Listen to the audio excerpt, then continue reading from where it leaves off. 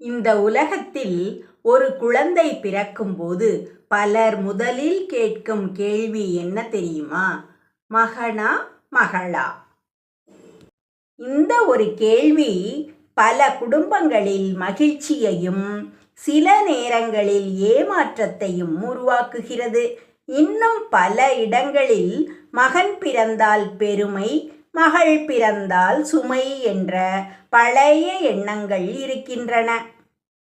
ஆனால் உண்மையில் ஒரு குழந்தையின் மதிப்பு அவன் அல்லது அவள் பிறந்த பாலினத்தில் இல்லை, அவர்களின் அன்பிலும் மனித நேயத்திலும் தான் இருக்கிறது. இந்த சிறுகதை ஒரு சாதாரண கிராமத்து குடும்பத்தின் வாழ்க்கையை சொல்லுகிறது. ஒரு ஏழை அப்பாவின் கனவும் ஒரு மகளின் அன்பும் நம்பிக்கையும் இந்த கதையின் இதயமாக இருக்கிறது. ஒரு அப்பா உலகம் சொல்வதை விட தனது குழந்தையை நம்பினால் என்ன நடக்கும்? ஒரு மகள் அப்பாவின் நம்பிக்கையை காப்பாற்றினால் அந்த குடும்பத்தின் வாழ்க்கை எப்படி மாறும்? அதை உணர்ச்சியோடு சொல்லும் ஒரு குடும்ப கதைதான் மகனா மகளா. இந்த கதை முடிவில் நீங்கள் உணரும் உண்மை ஒன்றுதான். மகனா மகளா என்பதல்ல முக்கியம், நல்ல குழந்தை இருந்தால் போதும் என்பதுதான். வாங்க மகனா மகளா கதைக்குள்ள போவோம்.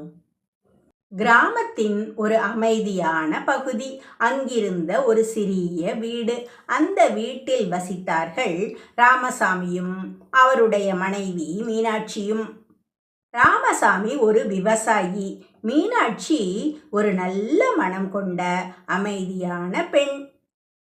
திருமணம் முடிந்து 5 வருடங்கள் ஆகிவிட்டது. ஆனால் அவர்களுக்கு இன்னும் குழந்தை இல்லை. அதனால் கிராமத்தில் பலர் பேச ஆரம்பித்தார்கள். இன்னும் குழந்தை இல்லையா? வம்சம் வளர வேண்டுமே, ஒரு மகன் இருந்தால் நல்லது என்று இந்த வார்த்தைகள் எல்லாம் மீனாட்சியின் மனதை மெதுவாக காயப்படுத்தின. ஆனால் ராமசாமி மட்டும் எப்போதும் சொல்வார், எனக்கு குழந்தை என்றால் போதும், மகனா மகளா என்று நான் ஒருபோதும் நினைக்கவில்லை என்று சொல்வார். அந்த வார்த்தைகள் மீனாட்சிக்கு பெரிய ஆறுதலாக இருந்தது. ஒரு நாள் மீனாட்சி மருத்துவரிடம் போய் பார்த்தார். அவருக்கு மகிழ்ச்சி தரும் செய்தி கிடைத்தது. அவர் கர்ப்பமாக இருந்தார். அந்த செய்தி வீட்டிற்கு வந்ததும் ராமசாமி மகிழ்ச்சியில் கண்ணீர் விட்டார். எனக்கு உலகமே கிடைத்த மாதிரி இருக்கிறது என்று கூறினார்.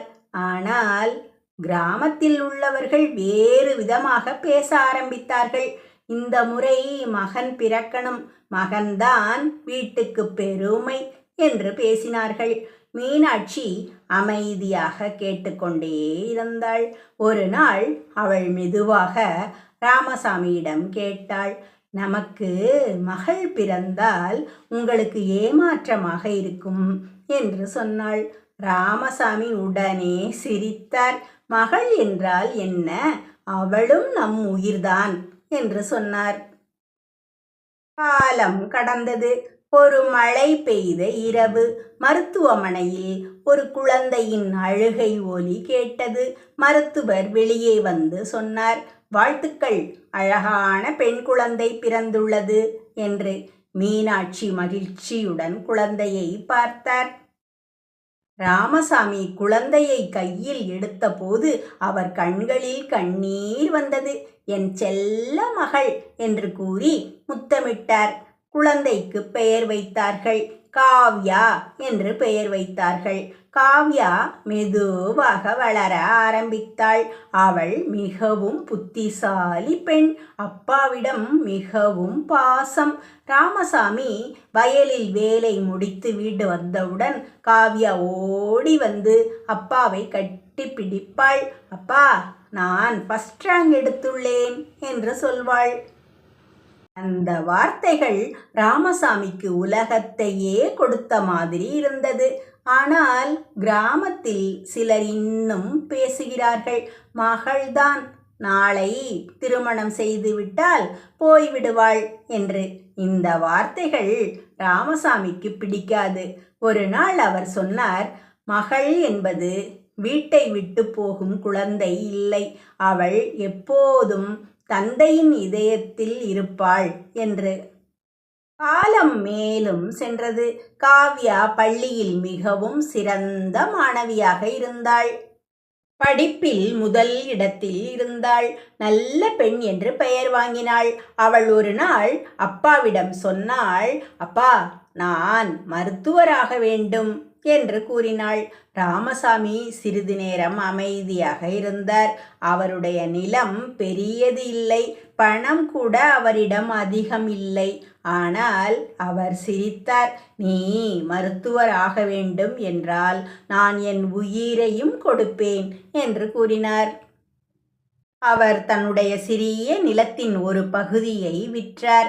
அந்த பணத்தில் காவ்யாவை நகரத்தில் படிக்க அனுப்பினார். காவ்யா அங்கே மிகவும் கடினமாக படித்தாள். அவளுக்கு ஒரே நினைவு, என் அப்பாவின் கஷ்டத்தை வீணாக்கக்கூடாது என்பதுதான் அது. பல வருடங்கள் கழிந்தது. ஒரு நாள் கிராமத்திற்கு ஒரு பெரிய கார் வந்து நின்றது. அந்த காரில் இருந்து இறங்கினாள் ஒரு இளம் மருத்துவர். அவர் யார் தெரியுமா? காவ்யா. கிராமத்தில் அனைவரும் ஆச்சரியப்பட்டார்கள். அவள் நேராக வீட்டுக்குள் வந்து அப்பாவை பார்த்தாள். ராமசாமிக்கு வயதாகிவிட்டது. கண்கள் கலங்கின. அப்பா என்று சொல்லி காவ்யா அவரை கட்டி பிடித்தாள். நான் மருத்துவராகிவிட்டேனப்பா. ராமசாமியின் கண்களில் கண்ணீர் வந்தது. எனக்கு பெருமை மகளே என்று கூறினார். அந்த நேரத்தில் கிராமத்தில் இருந்த ஒரு பெரியவர் மெதுவாக சொன்னார், நாங்கள் எல்லாம் மகன்தான் பெரியது என்று நினைத்தோம். ஆனால் இன்று புரிகிறது, மகள் இருந்தால் வீடு ஒளிரும் என்று. அந்த இரவு ராமசாமி மாளிகையின் மாடியில் அமர்ந்திருந்தார். காவ்யா அருகில் வந்தாள். அப்பா, நான் உங்களை நகரத்திற்கு அழைத்து போகிறேன் என்று சொன்னாள். ராமசாமி சிரித்துக்கொண்டே சொன்னார், நான் இங்கேதான் இருக்கிறேன் மகளே, இந்த மண்தான் எனக்கு உயிர் என்று சொன்னார். அவர் காவ்யாவின் கையை பிடித்து கொண்டு ஒரு கேள்வி கேட்கலாமா என்று கேட்டார். கேளுங்கள் அப்பா என்று சொன்னாள். நான் மகன் இல்லாமல் தவறாக நினைத்தேனா என்று சொன்னார். காவ்யா உடனே அழ ஆரம்பித்தாள். அப்பா, நான் உங்கள் மகள் இல்லை, நான் உங்கள் மகனும்தான் என்று சொன்னாள். அந்த வார்த்தையை கேட்ட ராமசாமி மகிழ்ச்சியில் அழுதார். எனக்கு உலகத்தில் மிகப்பெரிய செல்வம் நீதான் என்று சொன்னார். இந்த கதையின் உண்மை, மகனா மகளா என்று கேட்கும் உலகம் இன்னும் இருக்கிறது. ஆனால் உண்மை என்ன தெரியுமா? நல்ல குழந்தை இருந்தால் போதும். அவன் மகனாயிருந்தாலும் சரி, அவள் மகளாயிருந்தாலும் சரி, அன்பும் நன்றியும் கொண்ட குழந்தைதான் பெற்றோரின் உண்மையான பெருமை.